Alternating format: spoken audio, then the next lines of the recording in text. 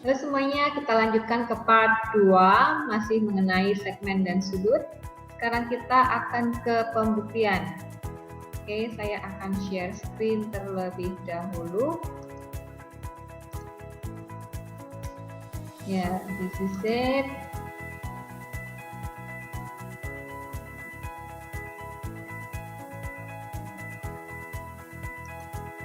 Oke.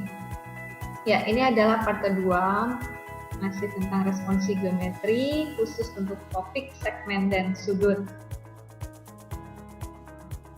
Nah, untuk selanjutnya adalah lebih ke pembuktian tentang proof ya. Nah, sekarang elemen dasar pembuktian itu apa saja? Yang pertama yaitu tentang diketahui, kemudian tentang buktikan, dan pembuktian. Nah, untuk bagian diketahui ini berisi himpunan fakta yang Anda dapat gunakan. Kemudian untuk buktikan, ini berupa apa yang ingin Anda tunjukkan. Jadi dalam kalau ada kata buktikan itu sebenarnya adalah apa yang ingin Anda tunjukkan. Sebetulnya, kemudian untuk pembuktian ini adalah berisikan langkah sistematis yang menuntun dari apa yang diketahui ke apa yang Anda harus buktikan. Jadi ini berisikan langkah sistematis yang menuntun dari apa yang diketahui ke apa yang Anda harus buktikan.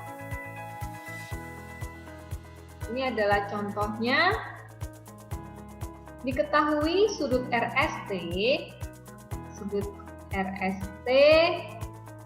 berarti sudut sini ya, sama dengan ukuran sudut WTS di sini. PS merupakan garis bagi sudut RST. Kemudian PT merupakan garis bagi WTS, sudut WTS. Buktikan bahwa ukuran sudut 1 yang warna merah ini adalah sama dengan ukuran sudut 2. Oke, yang pertama kita gunakan dengan yang diketahui terlebih dahulu, yaitu yang pertama adalah ukuran sudut RST sama dengan ukuran sudut WTS. Nah, PS di sini merupakan garis bagi sudut RST, kemudian PT adalah garis bagi sudut WTS. Ini adalah dari diketahui, dari soal. Jadi dari soal kita tuliskan kembali karena ini merupakan diketahui. Kemudian ukuran sudut 1 sama dengan setengah dari ukuran sudut RST. Yang kedua, ukuran sudut 2 sama dengan setengah dari ukuran WTS. Ini adalah apa? Karena ini merupakan definisi garis bagi. Ingat ya, garis bagi itu membagi sama besar antara kedua sudutnya ya. Jadi sudut RSP di sini nanti sama besarnya dengan sudut 1. Maka ini menjadi bagian ketiga bahwa ukuran sudut 1 itu sama dengan ukuran sudut 2. Dari 1 dan 2 ini adalah merupakan substitusi ya. Jadi kalau begitu case closed atau terbukti bahwa ukuran sudut 1 itu sama dengan ukuran sudut 2. Oke. Lanjut contoh berikutnya. Di sini ada R, T, M, L, A, dan P. Kemudian sudut 1 dan sudut 2, sudut 3 dan sudut 4. Diketahui terlebih dahulu yang pertama, sudut RLM ini kongruen dengan sudut ALM. Kemudian sudut 1 kongruen dengan sudut 2. Buktikan sudut 3 ini kongruen dengan sudut 4. Yang pertama, sudut RLM kongruen dengan sudut ALM. Sudut 1 kongruen dengan sudut 2. Yang kedua, sudut RLM kongruen dengan sudut ALM. Kemudian sudut 1 kongruen dengan sudut 2. Ya. Yang ketiga, sudut RLM dikurangi sudut 1 sama dengan sudut ALM dikurangi ukuran sudut 2. Yang keempat, ukuran sudut 3 sama dengan ukuran sudut 4. Yang terakhir, karena dia sama, maka ukuran sudut 3 itu kongruen dengan sudut 4. Nah, sekarang pertanyaannya adalah apa alasannya? Ya, yang pertama ini yang tentu ini adalah dari diketahui ya, dari soal. Kemudian RLM ini juga bagian dari soal. Karena dia kongruen, maka untuk kedua, besar atau ukuran sudut 1 ini menjadi sama dengan ukuran sudut 2 ya. Yang ketiga, sudut RLM dikurangi ukuran sudut 1 ini hukum penambahan ya. Jadi kita tinggal balik saja sebenarnya. Jadi ukuran RLM dikurangi ukuran sudut 1, maka menjadi sudut LM dikurangi sudut 2. Lalu kita bisa mendapatkan hasilnya karena RLM dikurangi sudut 1 adalah sudut 3, maka menjadi sudut 3 di sini, dan sudut LM dikurangi sudut 2 merupakan sudut 4 ya. Jadi kita dapatkan di sini 3 dan 4. Karena dia sama, maka menjadi sudut 3 kongruen dengan sudut 4. Itu ya. Jadi case close. Nah, sekarang kita ke sudut.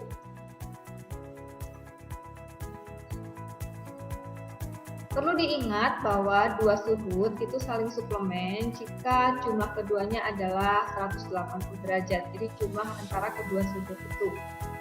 Dua sudut juga dikatakan komplement jika kedua sudut tersebut berjumlah 90 derajat. Kemudian ada lagi, sudut yang berbatasan adalah dua sudut dengan sudut-sudut sama dan mempunyai sisi yang bersekutu. Kita perlu ingat, dua sudut yang berbatasan dan saling suplemen disebut sudut segaris. Jadi dua sudut yang berbatasan dan saling suplemen disebut sudut segaris. Dan sudut bertolak belakang adalah sudut yang tidak berbatasan, yang berbentuk dari dua garis yang saling berpotong. Beberapa teorema yang digunakan, yang pertama, jika suatu sudut merupakan suplemen atau komplement dari sudut yang sama, maka dua sudut tersebut adalah kongruen. Lalu jika dua sudut suplemen atau komplement terhadap sudut yang kongruen, maka kedua sudut itu juga kongruen. Dan sudut bertolak belakang itu adalah kongruen. Nah, nanti ini bisa digunakan untuk membuktikan ya. Oke, sekarang adalah time for action-nya. Ada beberapa soal. Nah, ini soalnya diketahui LM, sini adalah segmen, LM adalah garis bagi sudut KMJ. Sudut KMJ adalah KMJ, berarti di sini ya. Berarti LM itu di sini garis baginya. Kalau garis bagi otomatis sudut 2 dan 3 itu sama besar ya. Lalu sudut 1 berpenyiku dengan sudut 2. Sudut 1 berpenyiku dengan sudut 2. Sudut 4 berpenyiku dengan sudut 3. Buktikan bahwa sudut 1 kongruen dengan sudut 4. Kita akan buktikan apakah sudut 1 ini kongruen dengan sudut 4. Nah, pembuktiannya adalah dengan cara yang pertama, kita lihat dari contoh dari yang diketahui bahwa LM itu garis bagi sudut KMJ. Ini alasannya diketahui ya. Lalu yang kedua, sudut 2 ini kongruen dengan sudut 3. Karena apa? Karena garis LM adalah garis bagi. Ini juga dari soal ya sebenarnya. Yang ketiga, sudut 1 berpenyiku dengan sudut 2. Sudut 1 berpenyiku dengan sudut 2. Ini juga dari diketahui atau dari soalnya. Yang keempat, sudut 1 ditambah sudut 2 sama dengan 90 derajat. Mengapa? Ini sebenarnya bagian dari yang ketiga karena jumlah sudut itu adalah sudut siku ya. Jadi sudut berpenyiku itu totalnya adalah 90 derajat ya. Itu. Kemudian yang kelima, sudut 4 berpenyiku dengan sudut 3. Ini diketahui. Dan yang keenam, sudut 4 ditambah sudut 3 sama dengan 90 derajat. Ini merupakan apa? Jumlah sudut siku-siku. Ini sebenarnya sama konsepnya seperti sudut 1 dan 2. Dan sudut 1 itu merupakan 90 derajat dikurangi sudut 2. Ini dari mana? Jadi bagian keempat ya. Yang keempat itu kita balik aja menggunakan hukum penambahan. Sebenarnya tinggal kita geser saja ya. Sifat komutatif ya. Kemudian yang ke-8, sudut 4 ini 90 derajat dikurangi sudut 3. Nah, perhatikan 2 dan 3 itu kan sama ya, karena merupakan garis bagi. Jadi kita bisa tulis sudut 1 sama dengan sudut 4. Ini bisa juga substitusi karena sudut 2 dan sudut 3, tapi lebih tepatnya adalah karena 2 dan 3 itu adalah memiliki besar yang sama karena LM itu adalah garis baginya.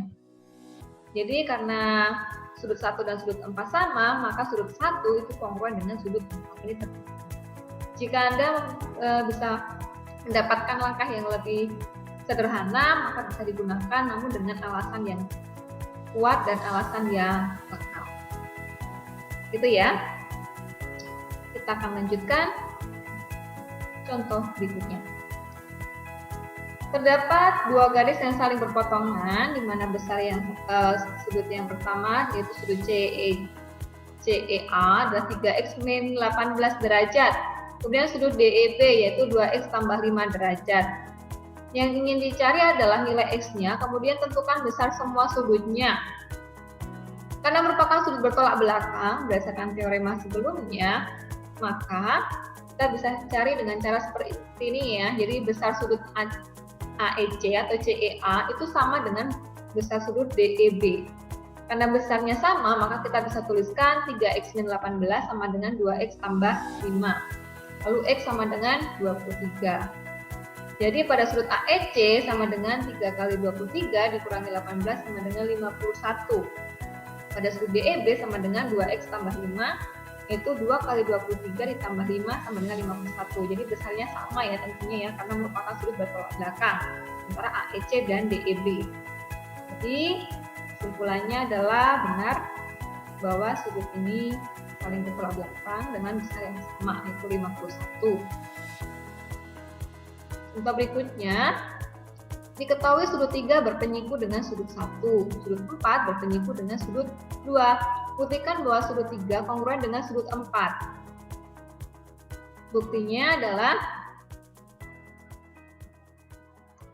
sudut 3 berpenyiku dengan sudut 1, ini diketahui dari soal. Kemudian sudut 3 ditambah sudut 1 sama dengan 90 derajat, yaitu sudut berpenyiku. Karena di sini sudah ada keterangan ya, sudut berpenyiku itu kalau ditotalkan jumlahnya 90 derajat. Ini hampir sama dengan sudut komplement. Ya. Walaupun di sini tidak ada keterangannya berapa besarnya, tapi kita bisa tahu bahwa totalnya 90 derajat karena dari soal. Kalau kita hitung pun seharusnya total dalam satu segitiga itu total sudutnya adalah 180 derajat. Entah di sini 45 atau di sini 45 atau 30 dengan 60, yaitu kita tidak tahu ya besarnya ya. Namun di soal itu sudah menuliskan bahwa sudut 3 dengan sudut 1 itu saling berpenyiku. Lalu yang ketiga, sudut 4 berpenyiku dengan sudut 2. Ini diketahui dari soal ya. Maka kita juga bisa dapatkan bahwa sudut 4 dan sudut 2 sama dengan 90 derajat karena sudut berpenyiku. Kita lanjutkan, sudut 1 sama dengan sudut 2. Kita misalkan saja dengan X.